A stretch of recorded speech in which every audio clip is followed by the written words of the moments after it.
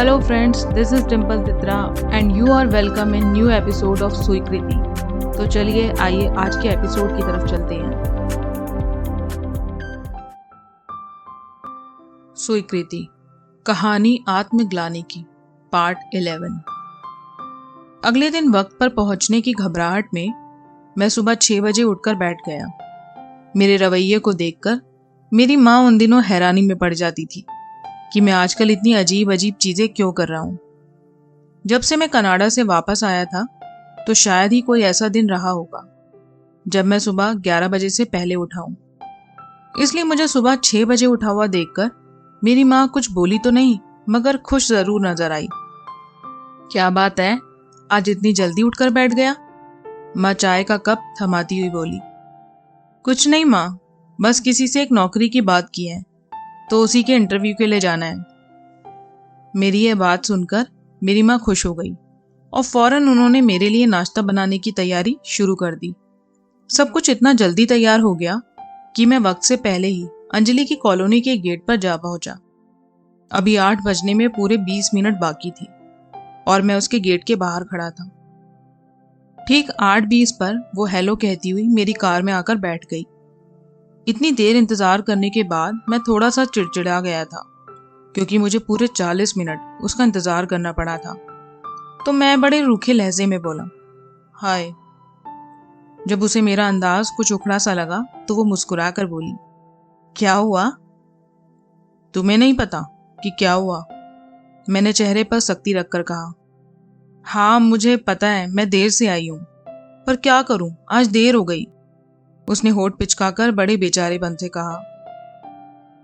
पर तुम्हें क्या पता, मैं पिछले 40 मिनट से तुम्हारा इंतजार कर रहा हूं। पर हमारे बीच तो यह तय हुआ था कि तुम 8 बजे आओगे। उसके हिसाब से तुम्हें सिर्फ 20 मिनट मेरा इंतजार करना पड़ा होगा। फिर तुम इतनी जल्दी क्यों आ गए? वो इसलिए क्योंकि मैं सुबह का इंतजार पूरी रात करता रहा, मुझसे और इंतजार हुआ ही नहीं, सो मैं जल्दी आ गया। मेरी इस बात पर वो मुस्कुरा दी और कुछ नहीं बोली। अच्छा ये तो बताओ, तुम्हारी सहेली का घर है कहाँ? हमें आश्रम जाना है, उसने धीमे से जवाब दिया। अगर तुम बस से जाती तो कितने बजे पहुंचती? यही करीब 10 बजे। और अब अगर मैं तुम्हें गाड़ी से लेकर जाऊंगा तो हम सिर्फ 45 मिनट में पहुंच जाएंगे। तो इसका मतलब बाकी का 1.25 घंटा मेरा। मैंने बड़ी खुशी से कहा। चाय पीना चाहोगी? मैंने पूछा। वैसे तो मैं घर से पीकर आई हूं, पर फिर भी तुम कहते हो तो पी लूंगी। तभी मैंने गाड़ी एक चाय के स्टॉल के पास लगा दी। कुछ देर बाद हम गाड़ी में बैठकर ही चाय की चुस्कियां लेने लगे। वैसे विक्रांत, कल रात मेरी कामिनी से बात हुई थी। वो तो कह रही थी कि तुम वापस जाने वाले हो। हाँ तुम कह सकती हो, मगर अभी ये बात पक्की नहीं है कि मुझे जाना है या नहीं। अभी देखते हैं आगे क्या होगा। फिर मैंने वही पूरी कहानी उसे बताई जो मेरे और मेरे माँ बाप के बीच पिछले 4-5 महीनों से कनाडा जाने को लेकर चल रही थी। विक्रांत, मेरे हिसाब से तुम्हारे माँ बाप सही है। उनको उम्र के इस पड़ाव में तुम्हारी जरूरत है। पर अंजलि, वहां मेरा करियर है, वहां मेरे पास पैसा कमाने के बहुत मौके हैं। पर तुम यहां रहकर भी तो कुछ ना कुछ कर सकते हो। वैसे सच बताओ, क्या तुम भी यही चाहती हो कि मैं वापस ना जाऊं? मैंने उससे मुस्कुरा कर कहा। मेरा कहने का मतलब वो नहीं था। वो शर्माई और हंस पड़ी। क्या मैं एक बात पूछ सकता हूं? हाँ पूछो। क्या तुमने अपने जवाब के बारे में सोचा? अभी नहीं। तुमने तो कहा था कि तुम पूछोगे भी नहीं और तुम अगले ही दिन पूछने लगे। छोड़ो भी विक्रांत, तुम्हारा जवाब नहीं। बहुत जल्दी है तुम्हें हर चीज की। ऐसा थोड़ी ना होता है विक्की, मतलब विक्रांत। वो मेरा नाम विक्की बोलकर हिचकिचा गई। नहीं नहीं, ठीक है, तुम मुझे विक्की बुला सकती हो। उल्टा मुझे तुम्हारे मुंह से विक्की सुनना ज्यादा अच्छा लग रहा है। एक बार दोबारा मेरा नाम पुकारो। मतलब? अरे मुझे विक्की कहकर पुकारो, मेरा नाम लो। वो हिचकिचाई। अरे अंजलि, मैं तुमसे सिर्फ अपना नाम लेने के लिए कह रहा हूं, शादी करने के लिए नहीं कह रहा। मुझे पता है विक्की, वो शर्मा कर बोली। ये ठीक है, अब से तुम विक्की कहकर ही बुलाना। एक बात कहूं, कल मैंने तुम्हारी बाइक में एक अजीब सी चीज देखी। वो उलझन जताती हुई बोली।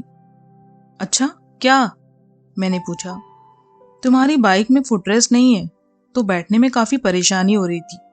तुम लगवा क्यों नहीं लेते? वो तो मैंने जानकर नहीं लगवाया। पर ऐसा क्यों? क्योंकि वो मेरे लिए बेकार है। वो क्यों? उसने अचरज भरे भावों के साथ कहा।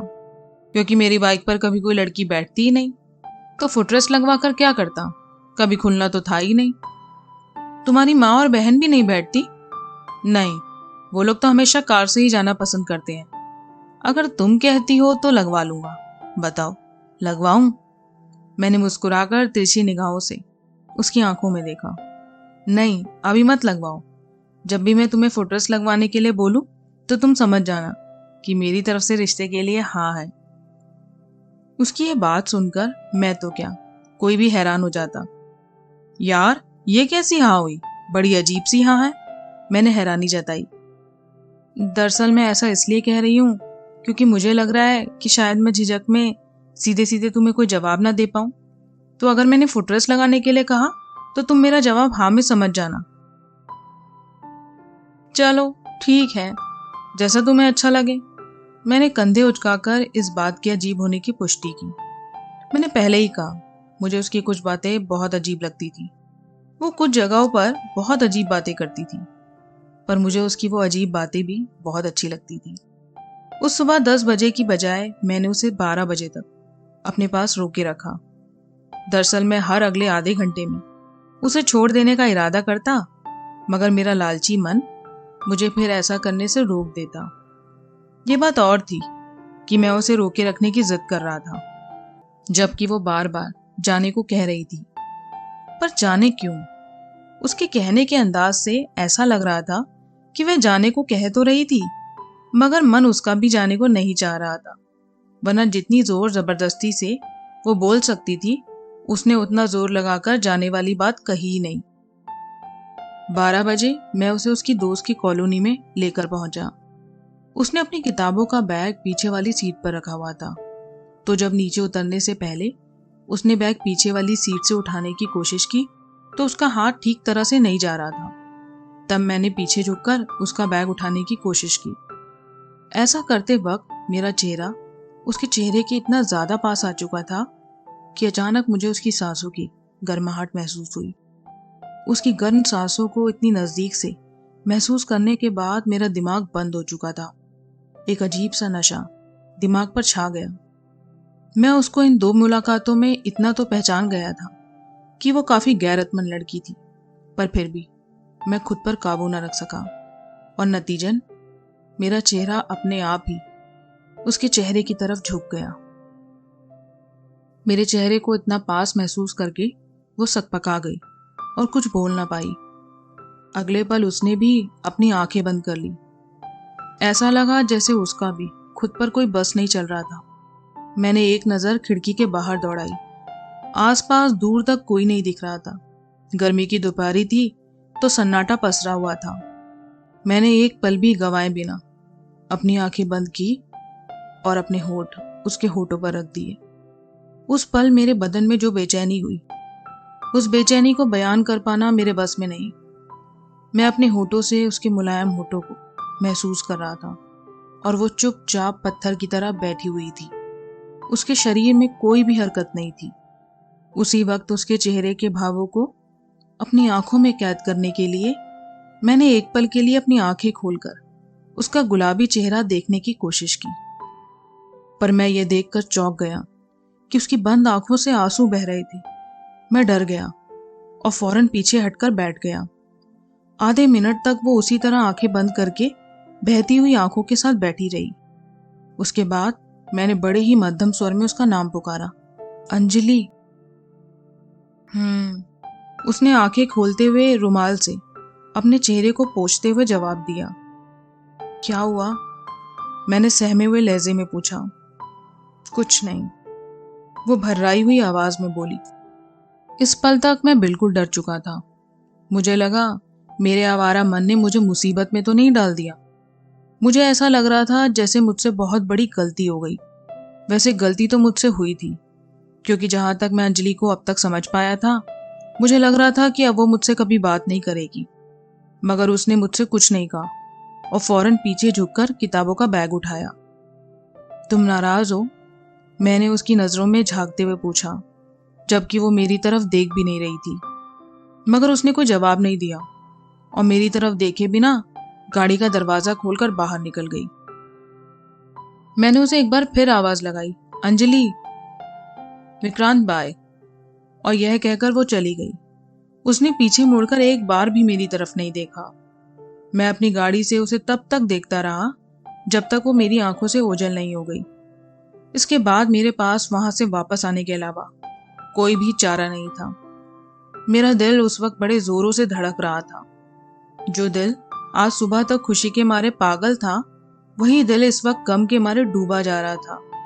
मुझे समझ नहीं आ रहा था कि मुझसे गलती कैसे हो गई थी, पर अब मेरे पास खुद पर गुस्सा करने के अलावा कोई विकल्प नहीं था। मैं मायूस होकर खुद को कोसता हुआ घर लौट आया।